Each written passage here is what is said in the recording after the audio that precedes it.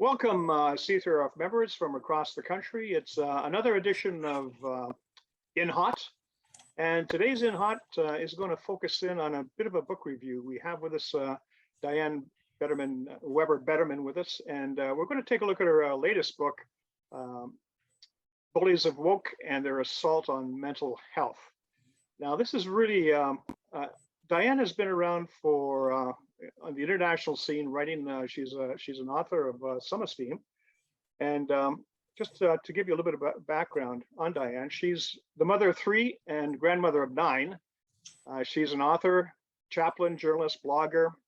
You can find her at dianebederman.com, all one word. Diane Bederman is all one word. And she's a speaker who is passionate about religion, ethics, politics, and mental health. She has been published in many media outlets, including Huffington Post Canada, Times of Israel, Canada Free Press, Jewish News Syndicate, and the Israeli National News. She's the author of several books, including Back to the Ethic, Reclaiming Western Values, The Serpent and the Red Thread, The Definitive Biography of Evil, The Islamophobia Industry, The Insidious Infiltration of Islam into the West, and of course, her latest, which we'll be discussing today, Bullies of Woke and Their Assault on Mental Health. So Diane, welcome to this session of In Hot, and it's so topical that you're with us discussing this particular book at this particular time. I'm thinking about, I watched Tucker Carlson, and he had a show on last night that was absolutely incredible because he spent the first 10 or 15 minutes talking about Canada. And just to share a screen here, I'm going to first off share the screen that I should have showed up front, and that is your book, Bullies of Woke and Their Assault on Mental Health. That's what it looks like. This is from Barnes & Noble, but it's on Amazon. It's everywhere. It's hardcover, it's paperback. Take a look at it. I found it to be an extremely interesting and very well researched read. Now, the next cutaway I had was this story that Tucker was talking about. This is from the Toronto Sun, and the story is about the Halton School Board, I think that's the Oakville area in Ontario, prepares for backlash over trans high school teacher. And you can see this teacher. She is transitioning, I guess, from male to female, but she has something going on about large breasts that Tucker talked about for, like I say, 10, 15 minutes last night. And the thing is, I mean, you know, everyone to their own, but this particular teacher, she's a shop teacher. She's in there with young students, and you kind of wonder what kind of impression is she setting, and what kind of what is she causing these young people to think. So I don't know, Diane, with that, what do you think about that particular, you know, Tucker's 10 or 15 minutes from last night and this particular subject? I'm thrilled that we have someone like Tucker Carlson who speaks the truth and doesn't worry about what anyone says when he speaks what he believes is his truth based on facts. Yeah. I'm appalled at what's going on in our school system. I understand that some people are confused about their sexuality. I think what we miss when we talk about transgender is that from the beginning of time, we've known that there is something called gender fluidity. There are masculine women through to feminine men. They've been walking the earth, minding their own business, fitting in with everyone else. And all of a sudden, we have this new progressive woke ideology that is destroying the concept of man and woman, male and female. The idea that you can be a man and then become a woman is false. It's fake, it's untrue, it's a lie, it's Marxism writ large.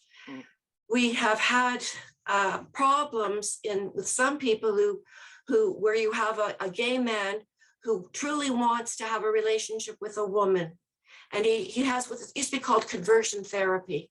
Okay. He wanted his love arrow to go to a woman, what Freud would call where your love arrow landed. Mm-hmm. We have come to the conclusion that you cannot change the object of your affection. That's the object of your affection. Can't fix that. But if you think at the age of 5 as a boy that you're really a girl, no problem. We're going to help you become a girl and we're going to change you like when you're 15, 16, 17. We're going to do all kinds of surgery on you to become the girl. So to become the girl, we are going to remove your penis. We're going to save it. We're going to turn it inside out and make a fake vagina for you from your penis. And we're going to remove, what am I going from? Yeah, so we're going to go from a boy to a girl. So we're going to change your penis and turn it into a vagina.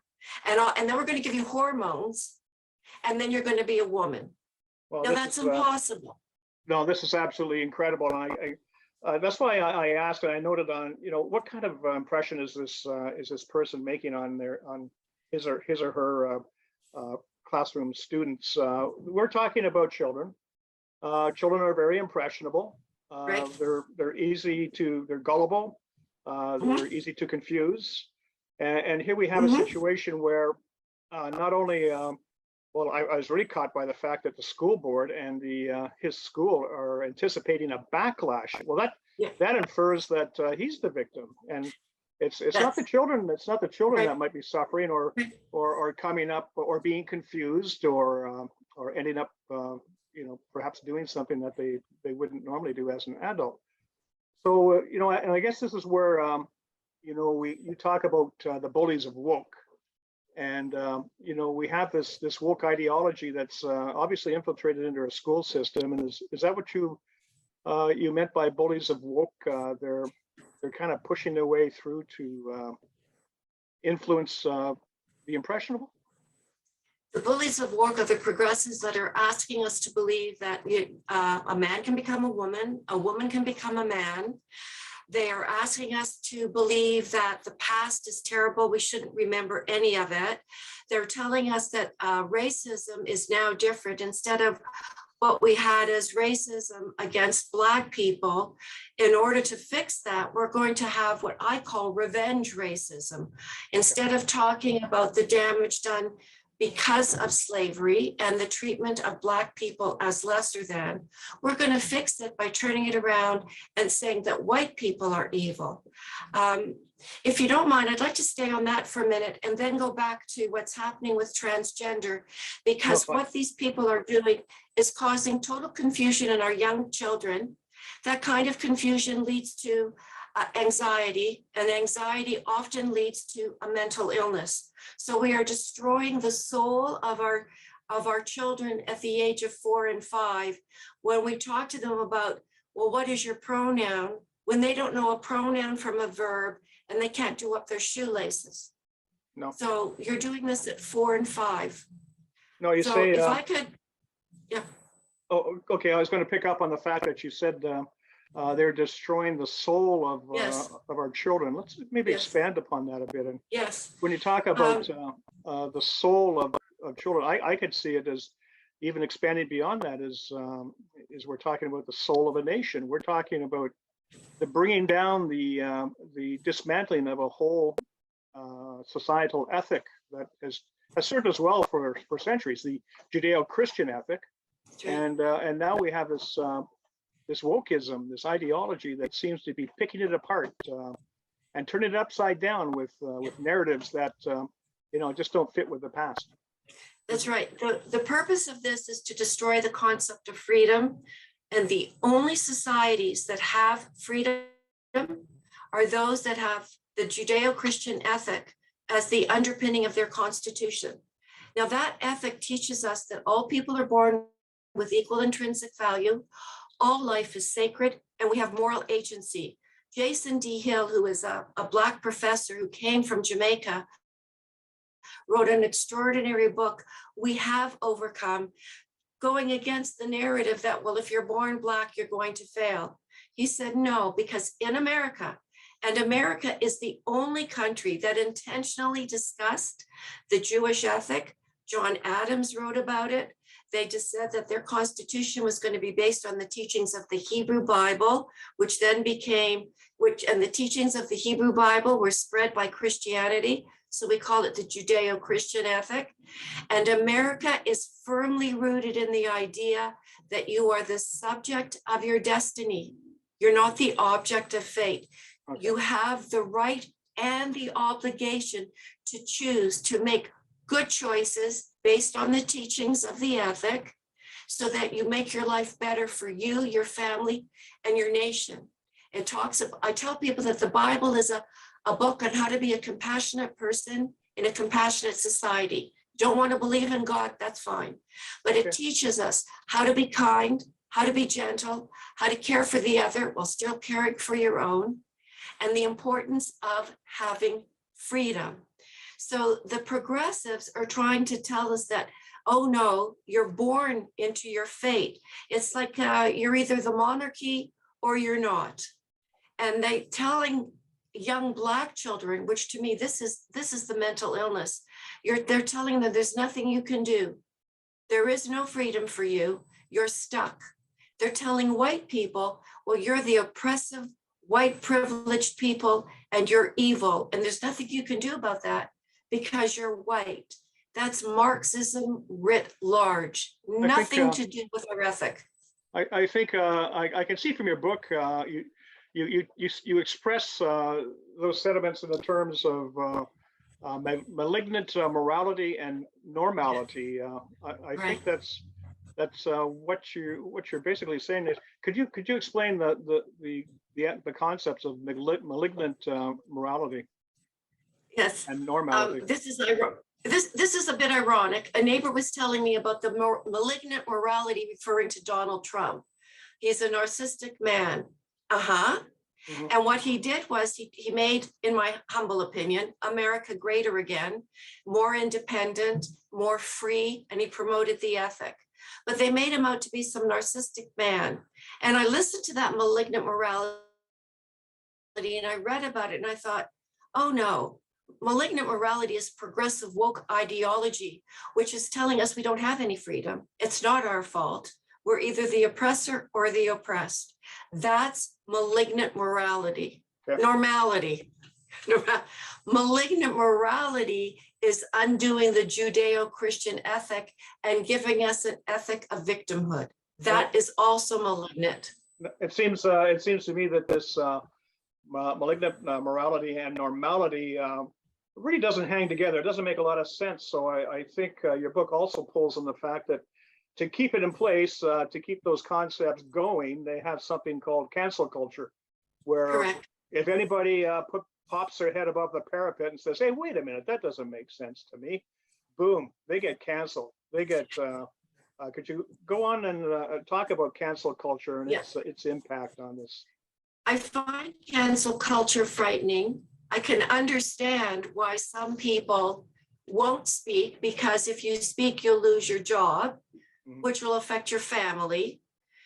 But this idea of being afraid to speak up is diametrically opposed to the teaching of the Bible that says, do not fear.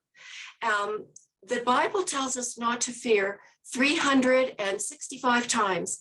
And I don't think anybody sat down and wrote and said, let's count the numbers. It's remarkable that it said 365 times, because fear leads to submission. You bend the knee to false gods. You will not speak up and protect and defend your family. And that's what Marxism and cancel culture wants: the total and complete destruction of the family, of mother, father, and child, because the family is the smallest unit of authority in any society. It's where we teach our children the concepts of freedom. And when you destroy the family, you kill the culture from the bottom, while at the top, you're silencing people because they're afraid to speak for fear of losing their job.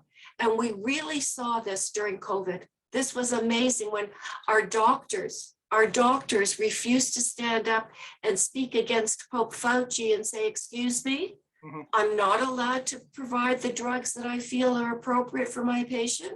All of a sudden, we have a new law. So we saw that really writ large in COVID, but we're seeing so many people silenced out of fear of losing their job. And then you have people like Jordan Peterson who said, I'm speaking up. I don't care. But when you're afraid to lose your job, you silence yourself. Silence is collusion.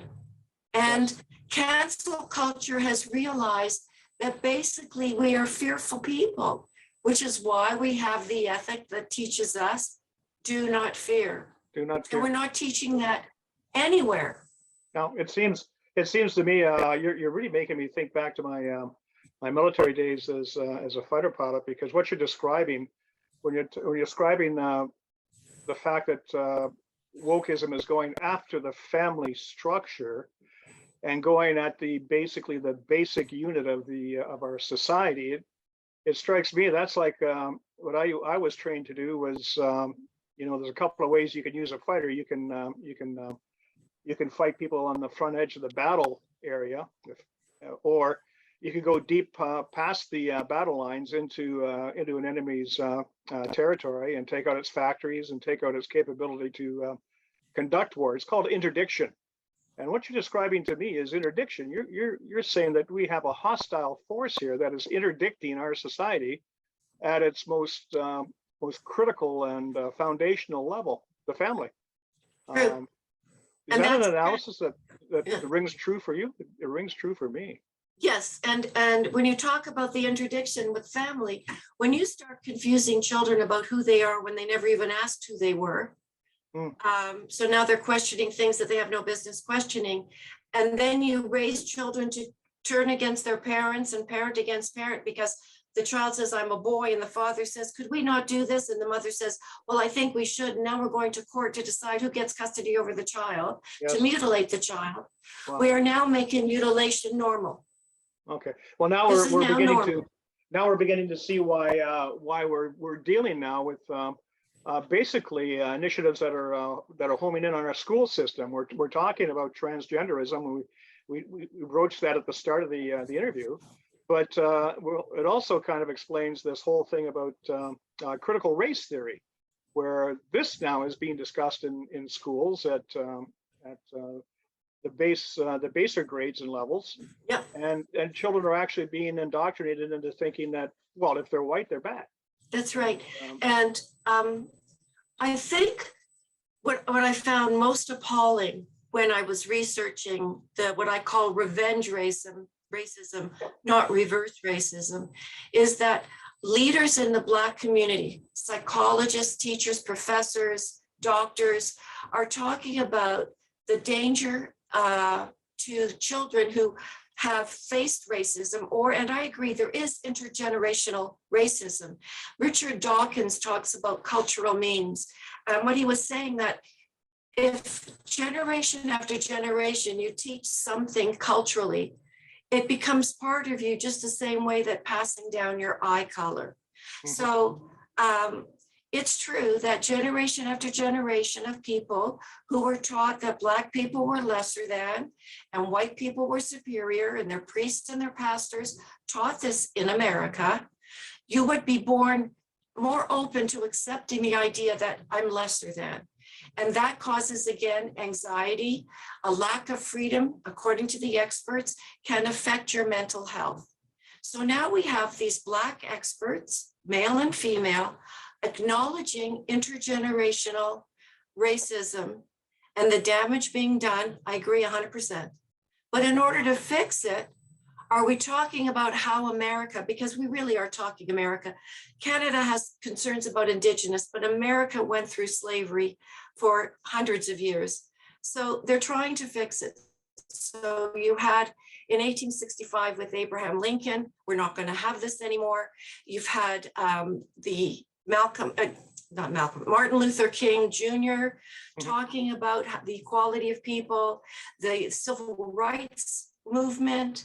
So it's all out in public. It's in the public domain that treating someone differently because of color is absolutely evil. We agree. Yes. And so what are we doing with critical race theory? We're turning it around and we're saying it's now evil to be white. That's revenge. And again, this is a direct attack on the Bible and the teachings of the Judeo-Christian ethic, because God clearly states, revenge is mine, says the Lord. Okay. I do revenge. You do justice and mercy, charity and loving kindness.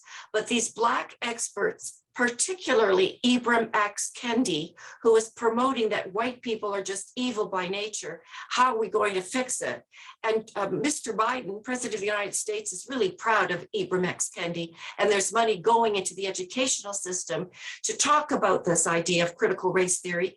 I would suggest that you read the book, chapter 8. I'm pretty sure it's chapter 8. And because I give you the names of all of the experts, Black experts, who are turning around and saying, white is evil. And there's even a story of a young girl from Virginia who came home and she said to her mommy, is it true, mommy, that white people are evil? Yeah. This is how you undo racism, by being vindictive and vengeful. And for people who know nothing about the Judeo-Christian ethic and that it underpins our freedom, I did write a book, Back to the Ethic, Reclaiming Western Values, so that you can learn that when this ethic was brought into the world, all the people around them, all the societies, the cultures, the tribes, were honor shame culture tribes, where revenge plays a big role. It's like the best way to explain it today is to look at the drug cartels, and they have revenge-based ethic there, that if you kill somebody from cartel A, then we're going to go after you in cartel B. And it goes back and forth, all revenge, which destroys a society. So God said, revenge belongs to me. Critical race theory is saying, oh no, revenge belongs to us and we must turn it on the white folk. Now, that's kind of an illuminating way to put it, in the way of society. Revenge, shame societies. Basically, you're talking about tribalism, where it's all about the tribe instead of the individual. And here in Western societies, we've gone away from that, and we've gone to more individual freedom and rights, which kind of puts the tribalism in the background, and it puts the individual on top. And it's served us quite well, and over the centuries. Now, when we talk about critical race theory, what strikes me is the fact that we're getting lambasted. This scab is being picked in Canada, and in Canada, slavery was abolished in 1834, I believe, by the British, and therefore the Canadian colony took it up as abolished, and that was even before Confederation. So that's right. in around the time of the American Civil War, when we had abolished slavery, we had the Underground Railway system that was freeing, that was taking slaves up and giving them freedom. So I don't see where Canada and Canadian schools should be teaching that, all this thing about critical race theory even applies to Canada, but I don't know. Well, Ross, if I could say, because I've asked people this, well, it's because we're supposed to teach them about slavery and how it's wrong, and we don't treat people based on color. So they decided to bring that into Canada too, and somehow make us into, well, you had slavery. No, we didn't, but that doesn't change the fact that we should learn about it. I mean, I'm in my 70s and I learned about slavery back in school a long time ago. So don't tell me that we haven't taught slavery and the error of slavery, or what happened in South Africa and apartheid in South Africa. Please don't tell me that we don't know about it. And the only way that you can teach it is by vilifying white people. Yeah, no, I think perhaps the wokest doesn't like the fact that we also taught back then. I remember, I'm in the same age bracket as you. I remember back then, and we were also taught that we came out of it. We progressed out of it. We went from a system that incorporated slavery to one that evolved into freedom, and and that's something to be proud of. I remember that in school. But I don't think that's being taught anymore. No, because the point of critical race theory and the bullies of woke is to divide and conquer. Mm-hmm. That's also Marxism. Divide and conquer, pit people one against the other. So you've got race, and now we've got this crazy thing, gender, where if you don't accept someone's pronouns, there's something wrong with you. And when you talk, just to bring it back, because my mind just went there, when you talk to young people about pronouns, they don't even think about pronouns. They know if they're a boy, I'm a he, and if it's a girl, it's a she. And now you're being asked, so I have to look at you and figure out which pronoun you are? And how am I supposed to figure that out? And then I've hurt your feelings if I don't get the right pronoun, and I'm bad, but you're not bad. Like, well, look at how everything this is upside down. Look at how this is played out, and at the adult level in our own political system with the Green Party, where apparently somebody was misgendered. and all of a sudden Yes. now the party is disintegrated. I mean, what's Right. going on here? That's right. That I should mean, be the worst we're thing that adults. ever happens. We're adults. Someone asks me, what's your pronoun? I'm going to say, oh, call me Major. That's good enough for me. Oh, I have a better one. Wait, mine is we, because I have so much going on in my head all the time. I only feel it's appropriate that we acknowledge the thoughts that float around all day. Okay, I'm going to flip over. You said something. Let's see what chapter that was. Chapter 9. You talk about revenge racism, which we've touched upon. Oh, it was 9. Yeah. Okay. You say this is from your book. As Friedrich Nietzsche observed, in individuals, insanity is rare, but in groups, parties, nations, and epochs, it's the rule.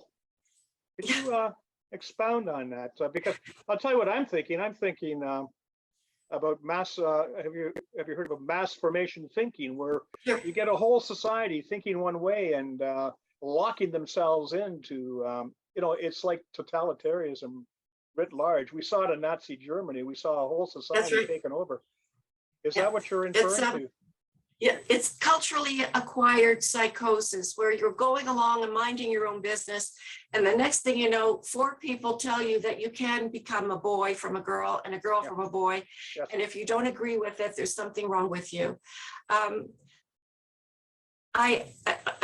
What I wrote, yes, that's very true. But to understand it, I still don't get it. I don't understand how millions of people get frightened into accepting what you know is really, really, really wrong, or makes no sense. Now, Nazi Germany, after COVID, I came to a new understanding of the German people and how terrified they were. Mhm. And if they didn't snitch, they'd be murdered. And if they did snitch, they'd be murdered. So I can understand the desire to see no evil, speak no evil, and hear no evil. Well, I have much greater seems- empathy after COVID, where I saw people calling the police because your next door neighbor had 1 person too many at the party. Yes. You were only allowed 6, but there were 7. Yes. Or you were outside smoking, not wearing your mask. I don't know how you wear a mask while smoking, but I watched how people bent the knee to false gods. And I'm worried that we're not teaching freedom. We're not teaching people internal strength to stand for what's right. And that's because we're not teaching the ethic that this is what's right. When Well, in America, when you say it's allegiance to your flag, it's the ethic that tells you you are free, you have the obligation to choose, the obligation to protect and defend. And you know what else we're missing in the teachings? Not only do you have rights, if I hear one more woman scream about her right to abortion, I shall truly throw up. What about responsibilities? Yes. I understand that, okay, you have a right, okay. But what about your basic responsibility that led up to this abortion? Well, What happened? What happened to your responsibility for everything you do? Well, it's not my fault. It's your fault. No, actually, when we have stopped teaching that although you have your right to scream, I'm a boy, there are responsibilities that go with every right that you declare. And now we have what I call people with grandiose infantile delusions of entitlement. I'd like to take credit for that, but I must thank Ken Jackson, my supervisor in chaplaincy back before the turn of the century, where he talked about people then. Well, here we are 25 years later, and that entitlement is extraordinary. You have to call me by my pronoun. I think somewhere along the line, maybe back in the 60s, I'm not quite sure if I can pinpoint it, Diane, but we got suckered with this sweet bit of sugar, this sweet cake of you can have your rights and forget about the responsibilities that go along with them. So we wound up society going down the path where it was all about their rights, their individual rights, and responsibilities got put off to the wayside. And now we have this, as you say, this evolving situation where people now believe they have indelible rights to do whatever they want, and without the responsibility, right? Yes. And when you take away responsibility, you develop extraordinary selfishness, and we are born selfish, rightly so, because in order to explain this, you look at a dog with a litter of babies. Which baby eats the most? The one that goes zooming by everybody else. It's all about me. I'm going to get to that milk. And you have to teach children over time to be less selfish, rights with responsibilities. Rights for me too is also a sense of, I never thought of it really as entitlement until I've been watching what's going on, because rights are, for me, part of what makes freedom possible. Rights, responsibilities. And if you don't believe you have rights, you don't have a freedom-loving society. You have China. No, if you have rights with no responsibility, what you have basically is you're calling for anarchy. And I think Yes. that seems to be the path that we're on right Yep. now. I know think talking so. about Nazi Germany and the Germans going the way they did, there's an expert on totalitarianism. His name is Desmond Matthias. He's out of Belgium. I don't know if you've heard of him. He talks about mass formation thinking, and Right. his theory is that when you have these narratives come out, they're obviously false. He says that there's about 20-30% of the population that'll just glom onto it. They'll accept it. They'll take it. They'll make it their own. He says 30 to 40% of the population, realizes that something's amiss here, but they're not going to come up and say anything or do anything because they don't want to be criticized. They don't want to stand out. And then the other 10 to 20% of the population they say, no, this is Right. wrong. But there's only 10 or 20% that actually speak up against it. And when you have cancel culture, they're easily batted down. So now, we get into the latter portions of your book when you talk about teaching children resiliency to protect them from these false narratives. But going beyond children, we can't depend on children to do the fighting for us. What do adults do? What do say the 30 to 40% that's out there just hanging back to see how things are going? What should they be doing? Well, I think they know full well that something terrible is going on. The suicide rate is up, mental illness is going up. We're noticing, one psychiatrist pointed out that the girls of a certain age, 14, 15, if one of them thinks, oh, I'm a boy, got a lot of other children come along and agree with it. I think it has to rapid do with onset gender dysphoria. Yes, Rapid that's right. onset. Yeah, Yes. that's what she called it. And it's because you want to have your friends. In the old days, it used to be maybe you went around back and smoked a cigarette. Now you're becoming a boy. I think I wrote this book specifically to parents and grandparents, that if you're going to save your children so that you have grandchildren and great-grandchildren living in a free, fair society, then you have to stop this attack on every aspect of our freedoms. Our Judeo-Christian ethic is a full-on attack. You must protect your children. When I was younger, if your kids were bullied, well, I had a thing. If anyone bullied my kids, it wasn't a good thing because I would protect my children. And if anyone accused my children of anything, I would sit there and listen, take them home, but I would never say anything in front of my kids because it's my job. When I got home, we talked. But if you're going to raise children who aren't afraid of other people and other beliefs, you have to stand up to those who are sharing lies. And I'm guessing that 90% of the people that are quiet know that there's something really wrong with cancel culture, critical race theory, and this attack on a child's right to be a child. And I wrote this book in the hope that I would give them the facts, names, dates, organizations, give you the courage to go to school, like we're seeing in the States where they're going to the school boards. And dear American parents, bless your hearts, go there and fight.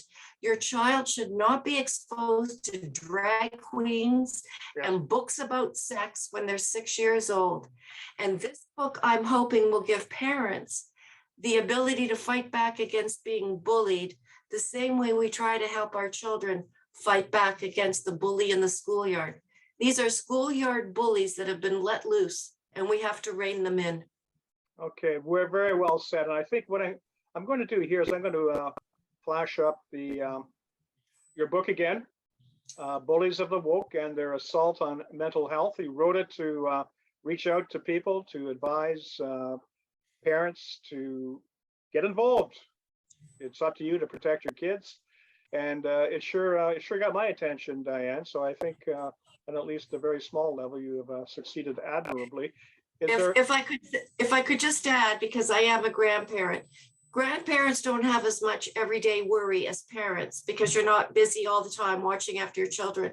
So dear grandparents, go fight for your grandchildren because we were raised differently.